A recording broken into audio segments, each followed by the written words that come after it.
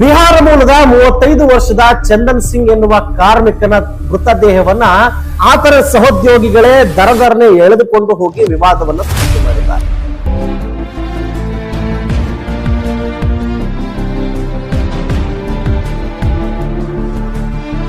ಆತನ ಶರೀರವನ್ನ ನಾಯಿಗೆ ಎಳೆದ ಹಾಗೆ ಎಳೆದಾಡಿ ತಂದು ಟ್ರ್ಯಾಕ್ಟರ್ನಲ್ಲಿ ಹಾಕ್ತಾರೆ.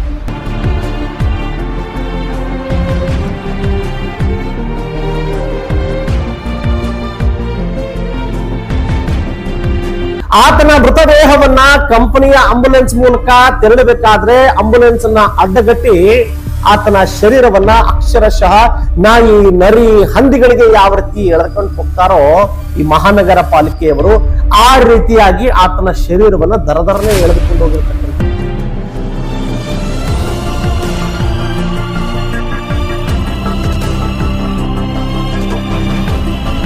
ನಿನ್ನೆ ಸೇಡಂ ತಾಲೂಕಿನ ಕೋಡ್ಲಾ ಗ್ರಾಮದ ಶ್ರೀ ಸಿಮೆಂಟ್ ಫ್ಯಾಕ್ಟರಿಯಲ್ಲಿ ಒಂದು ದುರ್ಘಟನೆ ನಡೆಯುತ್ತೆ.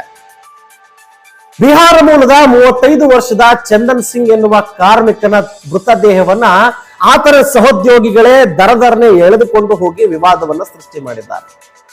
ಸಂಪೂರ್ಣವಾಗಿ ಮಾನವೀಯತೆಯನ್ನ ಮರೆತು ಆತನ ಶರೀರವನ್ನ ನಾಯಿಗೆ ಎಳೆದ ಹಾಗೆ ಎಳೆದಾಡಿ ತಂದು ಟ್ರ್ಯಾಕ್ಟರ್ನಲ್ಲಿ ಹಾಕ್ತಾರೆ.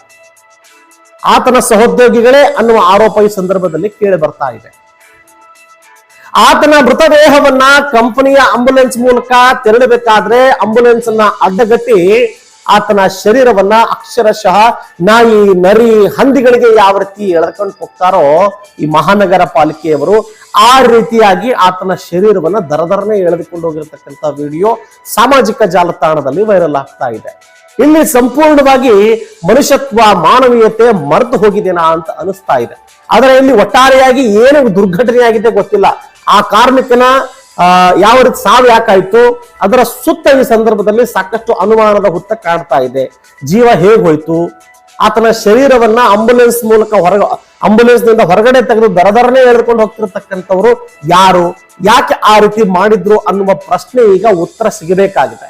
ಈಗಾಗಲೇ ಸೇಡಂ ಪೊಲೀಸ್ ಠಾಣೆಯಲ್ಲಿ 6 ಜನರ ವಿರುದ್ಧ ಯಾರು ಆತನ ಶರೀರವನ್ನ ದರದರನೆ ಎಳೆದುಕೊಂಡು ಹೋದ್ರೋ ಅವರ ವಿರುದ್ಧ ಈಗಾಗಲೇ ಪ್ರಕರಣವನ್ನ ಸ್ವಯಂ ಪ್ರೇರಿತವಾಗಿ ಪೊಲೀಸರು ದಾಖಲಿಸಿಕೊಂಡಿದ್ದಾರೆ. ಆದ್ರೆ ಒಟ್ಟಾರೆಯಾಗಿ ಹೇಳಬೇಕು ಅಂತಂದ್ರೆ ಈ ಕಾರ್ಮಿಕರು ಹೆಚ್ಚಾಗಿ ಈ ಭಾಗದಲ್ಲಿ ಸಿಮೆಂಟ್ ಫ್ಯಾಕ್ಟರಿಗಳಲ್ಲಿ ಉತ್ತರ ಭಾರತ ಮೂಲದ ಸಾಕಷ್ಟು ಕಾರ್ಮಿಕರು ಸೇವೆಯನ್ನ ಸಲ್ಲಿಸ್ತಾರೆ. ಆ ಸೇವೆಯನ್ನ ಸಲ್ಲಿಸಿದ್ದಕ್ಕಾಗಿ ಅವರಿಗೆ ಯಾವ ರೀತಿ ಗೌರವ ಸಿಗಬೇಕು, ಕನಿಷ್ಠ ಗೌರವ ಸಿಗಬೇಕು, ಅದನ್ನು ಕೂಡ ಸಿಗೋದಿಲ್ಲ. ಎಷ್ಟೋ ಬಾರಿ ಹೇಗೋ ತಮ್ಮ ಜೀವವನ್ನ ಕಳ್ಕೊಂತಾರೆ.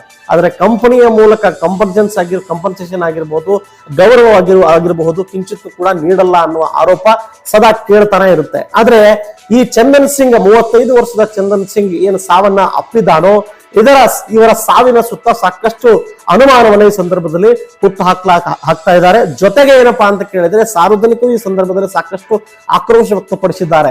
ಏನ್ರಿ, ರಸ್ತೆಯ ಪಕ್ಕದಲ್ಲಿ ಬಿದ್ದಿರತಕ್ಕಂತ ಹಂದಿ, ನರಿ, ನಾಯಿ ಜೀವ ಕಳೆದುಕೊಂಡಾಗ ಹೇಗೆ ಎಳ್ಕೊಂಡು ಹೋಗ್ತಾರಲ್ಲ, ಆ ರೀತಿ ಎಳ್ಕೊಂಡು ಹೋಗ್ತಿರ್ತಕ್ಕಂಥದ್ದು ಎಷ್ಟರ ಮಟ್ಟಿಗೆ ಸರಿ?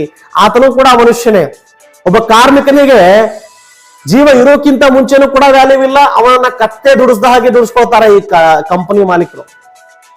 ಅದಾದ ನಂತರ ಜೀವ ಹೋದ್ಮೇಲೆಯೂ ಕೂಡ ಆತನಿಗೆ ಶಾಂತಿ ಇಲ್ಲ. ಆತನ ಶರೀರವನ್ನ ನಾಯಿಗೆ ಎಳಿತೀರಲ್ಲ, ನೀವು ಮನುಷ್ಯರು ಅಥವಾ ರಾಕ್ಷಸರು ಅನ್ನುವ ಪ್ರಶ್ನೆ ಈ ಸಂದರ್ಭದಲ್ಲಿ ಉದ್ಭವ ಆಗ್ತಾ ಇದೆ. ಆದ್ರೆ ಈ 6 ಜನರ ಈ ಸಂದರ್ಭದಲ್ಲಿ ನ್ಯಾಯಾಂಗ ಬಂಧನಕ್ಕೆ ಒಪ್ಪಿಸಲಾಗಿದೆ. ಇದರ ಸುತ್ತ ಸಾಕಷ್ಟು ಅನುಮಾನವನ್ನ ಹುಟ್ಟು ಹಾಕಿದ್ದು ತನಿಖೆಯನ್ನು ನಡೆಸಿ ತಪ್ಪಿತಸ್ಥರ ವಿರುದ್ಧ ಕಾನೂನು ಕ್ರಮ ಕೈಗೊಳ್ಳಬೇಕಾಗಿದೆ. ಮೇಲಾಗಿ ಚಂದನ್ ಸಿಂಗ್ ಕುಟುಂಬಕ್ಕೆ ಆಶ್ರಯ ಆಗಬೇಕಾಗಿದೆ. ಕಂಪನಿಯವರು ಮೊದಲನೇದಾಗಿ ಆಶ್ರಯ ಆಗಬೇಕಾಗಿದೆ. ಜೊತೆಗೆ ಸರ್ಕಾರ ಎಚ್ಚೆತ್ತುಕೊಳ್ಳಬೇಕು. ಕೇವಲ ಕಾರ್ಮಿಕರಿಗಾಗಿ ನೀತಿ ನಿಯಮಗಳನ್ನ ಮಾಡಿದ್ರಲ್ಲ, ಕಾರ್ಮಿಕನ ಜೀವನಕ್ಕೆ ತೊಂದರೆಯಾದಾಗ ಆತನ ಕುಟುಂಬಕ್ಕೆ ನೀವೇನಪ್ಪಾ ಅಂದ್ರೆ ಆಶ್ರಯ ಆಗಬೇಕಾಗಿದೆ. ಈ ಸಂದರ್ಭದಲ್ಲಿ ಈಗಲಾದ್ರೂ ಎಚ್ಚೆತ್ತುಕೊಂಡು ಕಾರ್ಮಿಕನ ಕುಟುಂಬಕ್ಕೆ ಸರ್ಕಾರ ಜೊತೆಗೆ ಕಂಪನಿಯವರು ಏನಾದ್ರೂ ಸಹಾಯ ಮಾಡ್ತಾರ ಅಂತ ಕಾದು ನೋಡ್ಬೇಕಾಗಿದೆ. ಮತ್ತೆ ಭೇಟಿ ಆಗ್ತೇನೆ. ನಮಸ್ಕಾರ.